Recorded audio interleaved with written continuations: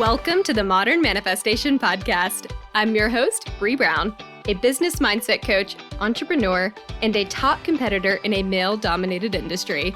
I'm a native Texan, the youngest of all brothers, and a lettuce-hating, wine-loving, curses like a sailor, recovering perfectionist. I've spent over a decade building my commission-based career, and my life's purpose is helping other women achieve the same multi-six-figure success I achieved before I was 25. I have a passion for helping women with mindset, money, and manifestation skills to help every young woman realize her full potential. If you're looking for vulnerable conversations, professional development, inspiration, or even a kick in the ass to get you motivated, you have come to the right place. Thanks for checking out the Modern Manifestation Podcast. Now let's jump right in to today's topic.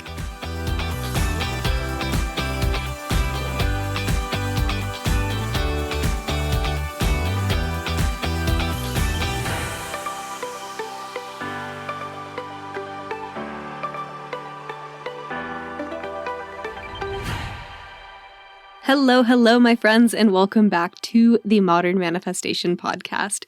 I wanted to take a quick moment before we jump into today's topic and just say thank you. Thank you. I am just shy of 20,000 podcast listeners, which is amazing. And I'm so thrilled to have gotten to this place considering, my very first month, I had like 100 listens. So I just wanted to take a moment and say thank you to everyone that is tuning in weekly or bi-weekly, I should say now.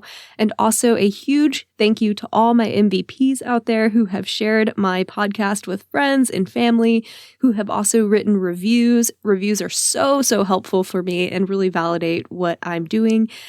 And if you do write a review, if you haven't already, make sure you screenshot it and send it to me via email. And then that way I can share with you some freebies that I have set aside for people that do that.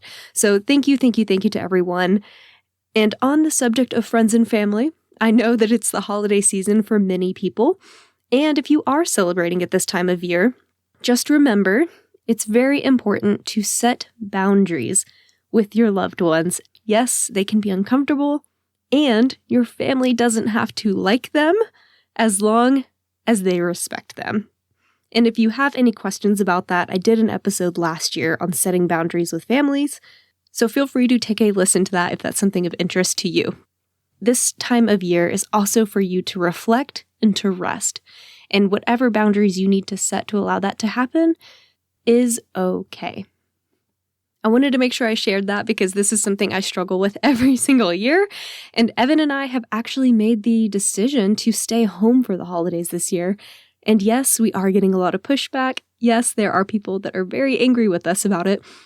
But it's what we feel we need to do to respect our energy levels. So I'm learning a lot from it this year. I'm also getting comfortable in the uncomfortable, and just wanted to share that I'm right there with you if you're choosing to make that decision this year.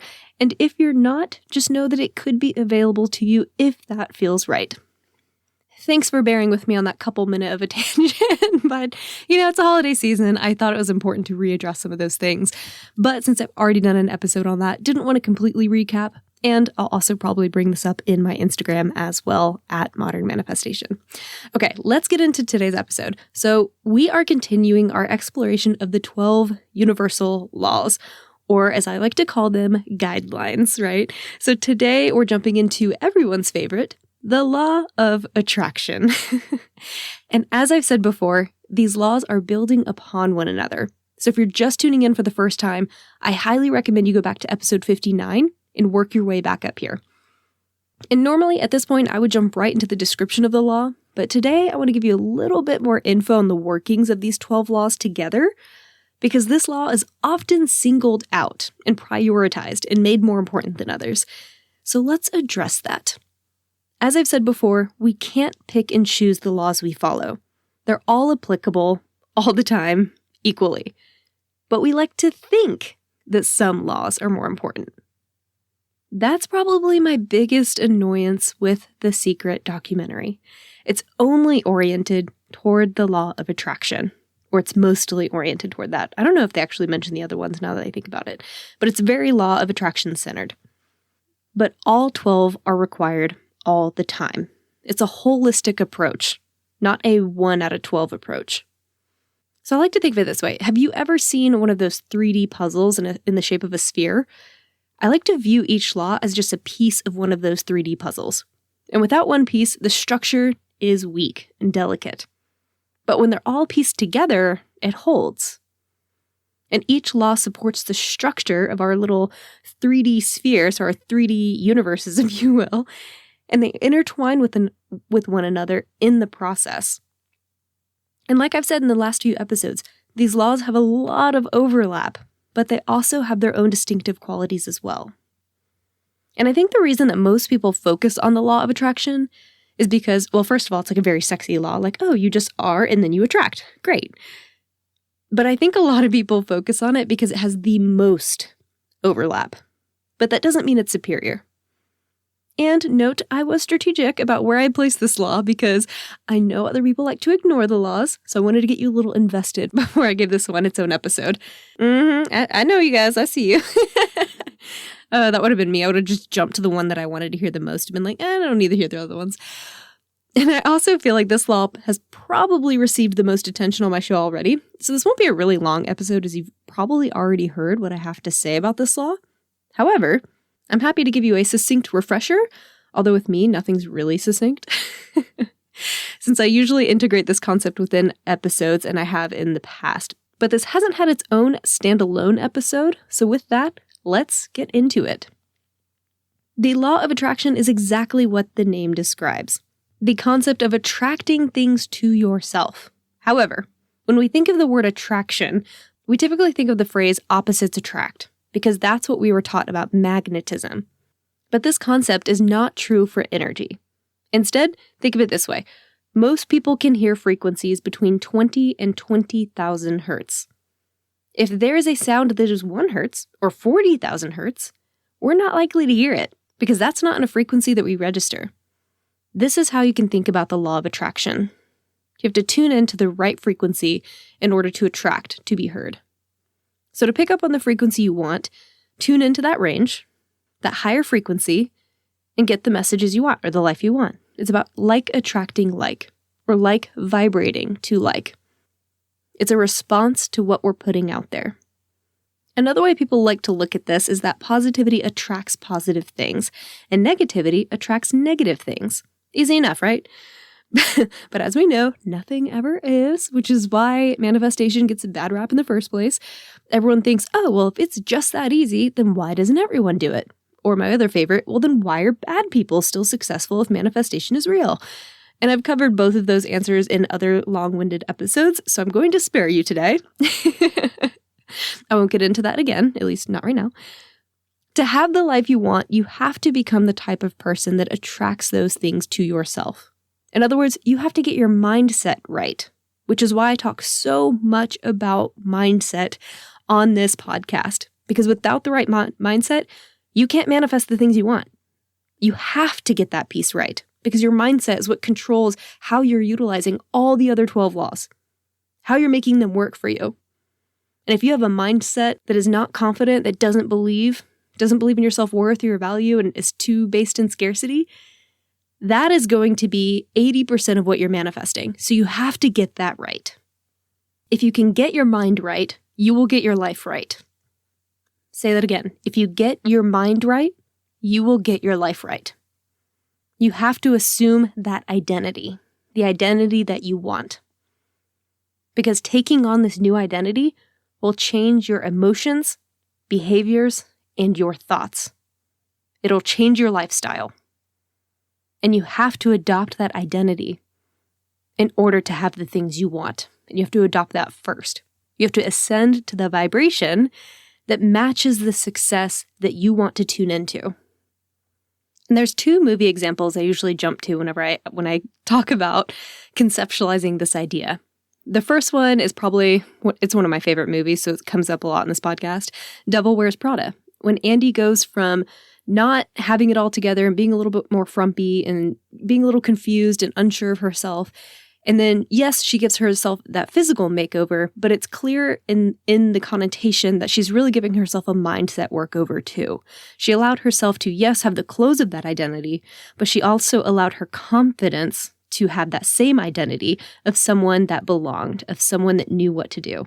And therefore, that was the energy she was projecting, and that led to the success she was then having. Another example I like to use, and I'm so sorry that these are just like two white women in movies. They're just the ones coming to mind right now.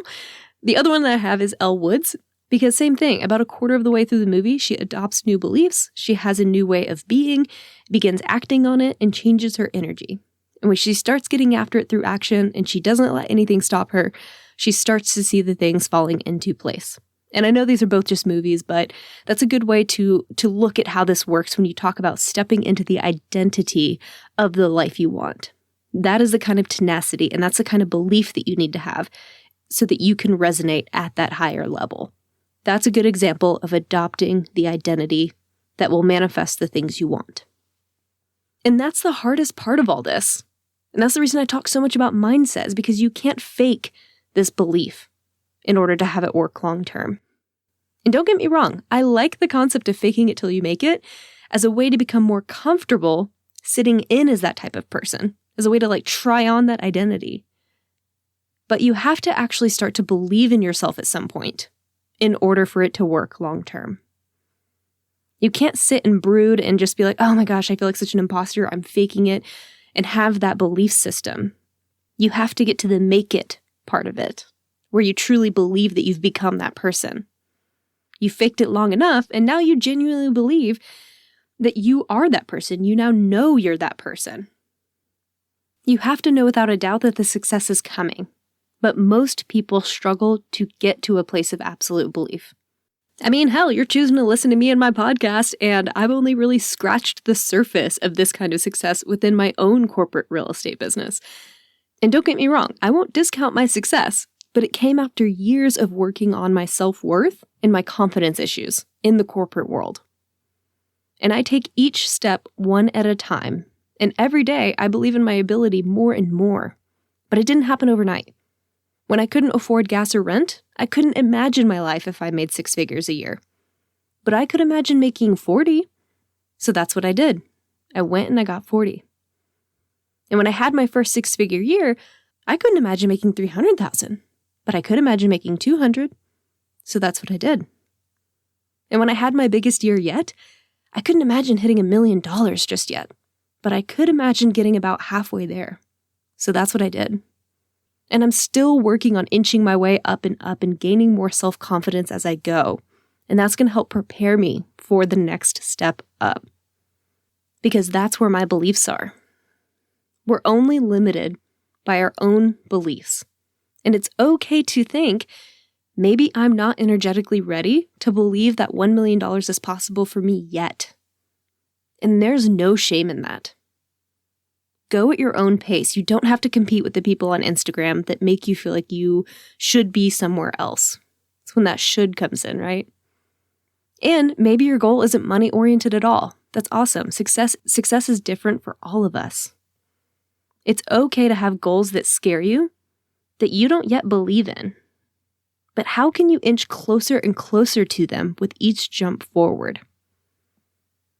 And I'm going to keep using this money example because it's easy to conceptualize for a lot of people. I still have a ton of limiting beliefs that I'm constantly working through surrounding scarcity and money because of my background.